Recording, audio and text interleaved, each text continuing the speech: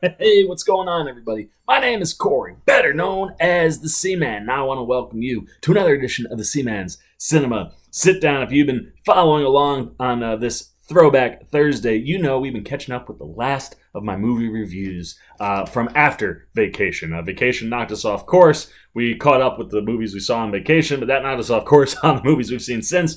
And now we're almost done, man. We hit Dora and the Lost City of Gold. We hit Scary Stories to Tell in the Dark, and we hit Good Boys. And now we're shifting gears one more time back into the horror realm. And we're sprinkling some black comedy on top, and we are getting a movie that's just flat out entertainment. Start to finish. So why don't you pull up a chair, man, take a seat. We're getting ready to dive in spoiler free into Ready or Not. Oh man, this movie, like the trailers did such a good job of selling this film because it sells this movie as exactly what it is.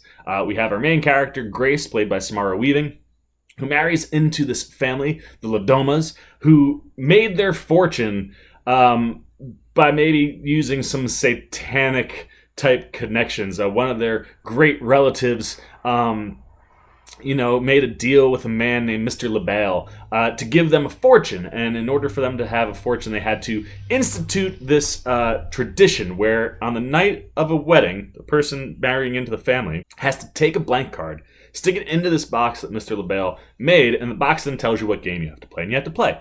And most of the games are Chutes and Ladders or Parcheesi or checkers, really simple stuff. But every once in a while, hide and seek pops out. And if hide and seek pops out, which is what happens to poor Grace, then you are the person hiding and the family is seeking. But they're not just seeking, they are looking to catch you and then kill you for a satanic ritualistic sacrifice.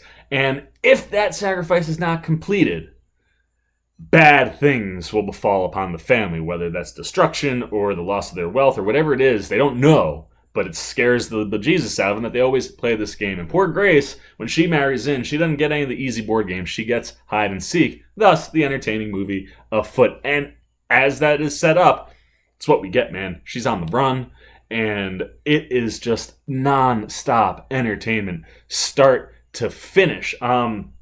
As I said, this is a non-spoiler, but as we've seen in the trailers, after the wedding, her husband, who's played by Mark O'Brien, Alex, basically doesn't tell her any of this, and then in the middle of the game kind of grabs her, pulls her in, and explains it all to her. And let's just say that this movie succeeds because of Samara Weaving, because of moments like that. Her reactions in this movie to things that are happening either to her or to other people or just the general situation are absolutely brilliant. She just curses him out and screams in all outrage, what is wrong with you people? And that mentality is what she's got the whole movie. And what's nice is the trailer kind of sets up one thing that made logical conclusional jumps based on what you watched. This is what we were going to get. And we get exactly the movie I just described to you, but not in the way I thought it was going to go at all, man. I thought we were going to get one thing with Samara Weaving, and we get something completely different and ultimately better than what I was thinking in my head.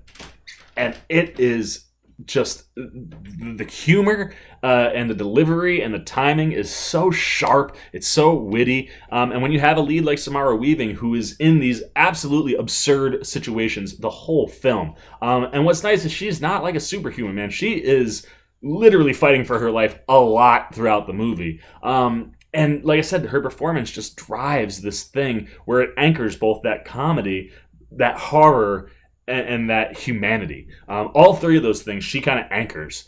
And then you surround her with a cast of just really interesting people to make up the most interesting out there family I've seen in a horror movie in quite some time. As I said, Mark O'Brien plays Alex, who is estranged from his family specifically for this reason, but knows he has to come back to do the ritual and just hopes it's not going to be hide and seek. And you like Mark O'Brien's character in this movie to a degree because he's in a tough spot and he's trying to help Samara Weaving. But ultimately, because of the way he handles things and puts her in the situation he puts her in, it's a love-hate relationship with Alex. And Mark O'Brien just nails that stuff. And then his brother, Daniel, who's played by Adam Brody. Oh, dude, Adam Brody keeps popping up in movies. He was just in Shazam. Now he's in this. And every time I see him pop up somewhere, absolutely excellent. After Samara Weaving, he's my standout performer in this movie. I love Daniel. He just encompasses everything you want in like the older brother character, and he's struggled with the separation and the distance that Alex has put like between him and the family, and he struggles with a lot of things with this family because it's kind of crazy. Like the idea's been going on for generations, so he's a realist. He's like, if we don't do anything, then nothing's gonna happen. He's that kind of a guy, but he also knows he's got to play the game sometimes, and his character keeps you on your toes the whole time because you like him. But he is a Ladoma's, and you don't know exactly what he's going to do. And the way his story plays out, just fantastic. And he nails everything they ask of him, from the serious to the scary to the funny. Really great stuff from him and the rest of this family, which is, rounded out by Henry Czerny, who plays the father, Tony, Andy McDowell, who plays the mother, Becky, Melanie Scrofano, who plays the sister, Emily, and then Nikki Guadagni, who plays Aunt Helene. She's in like a setup the movie has at the beginning, and then she has an integral role throughout the whole movie.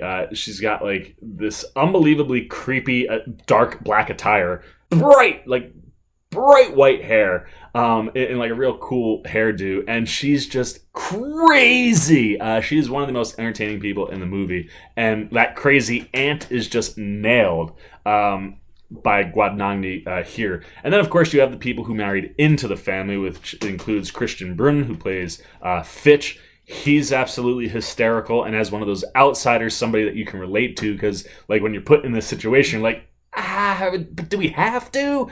So I love how he plays. And then you also have Elise Levesque, who is married into the family and was like on board for all of the game situations, like from the jump. And the whole cast that surround the family who's chasing after Samara Weaving, they all have different like philosophies and levels of craziness. Some of them really, really do like Grace, and they don't want to do this, but they know they have to. Others are just like, the aunt, and are like, you have to kill the bride, let's go. And the way they handle the game or approach the game or do things is just absolutely entertaining, start to finish. And I was talking to a friend of mine who said the movie has like hardcore like nods or ties or kind of tips of the hat and things like right out of the movie Heathers, which I have not seen. I'm very interested to want to see the movie now because of some of the sequences we get in the film. So after you have this cast, like I said, it's the material and the things that Grace has to go through that are both, harrowing to a degree. They're scary, they're intense, you're on the edge of your seat, but you're always rooting for her. Samara Weaving is just so likable in this movie that you love going on this ride and this adventure with her, and you're rooting for her every step of the way, so that when you get to the finale and everything is going down and you got like the crazy drug addict sister and the insane father and aunt who like want to get this thing done, to like the mom and brother who are like, I don't know, you just have this crazy wild ending that is the perfect exclamation point to a movie that's as wild as this one is.